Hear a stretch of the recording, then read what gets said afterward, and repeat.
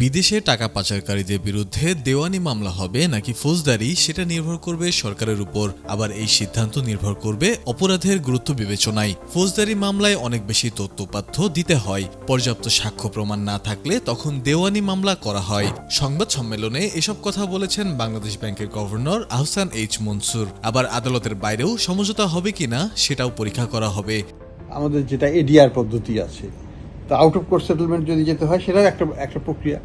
সেখানে তখন লয়াররা আলাপ করবে এবং তারা ক্লায়েন্টদের সাথে, দুই পক্ষের ক্লায়েন্টের সাথে আলাপ করে যে একটা সমঝোতা আসতে পারে কিনা, সেটাও একটা প্রক্রিয়া। এই সিদ্ধান্ত সরকারকে নিতে হবে কিভাবে যাবে, এবং কেস বাই কেস হবে। পাচার করা অর্থ ফেরতের বিষয়ে যুক্তরাজ্য ও যুক্তরাষ্ট্র যেভাবে সহায়তা করছে, অন্য রাষ্ট্রগুলো সেভাবে করে না। যুক্তরাজ্যের সঙ্গে সবচেয়ে গভীরভাবে কাজ করছে বাংলাদেশ। এরই মধ্যে কয়েকটি দেশে মিউচুয়াল লিগ্যাল অ্যাসিস্ট্যান্স করা হয়েছে। কোর্ট উইল ডিসাইড যে আমরা যে দাবিটা করছি সেই দাবিটার মেরিটটা ঠিক আছে কিনা, এবং কোর্ট যদি আমাদের পক্ষে হয় তাহলে হবে। আমরা আউট অফ কোর্ট সেটেলমেন্ট হলেও সেটা একটা উপায়, সেটা হতে পারে। দেশীয় সম্পদ ইত্যাদির জন্য আমাদের এখানে হবে, আর বিদেশি সম্পদগুলোর জন্য বিদেশে হবে।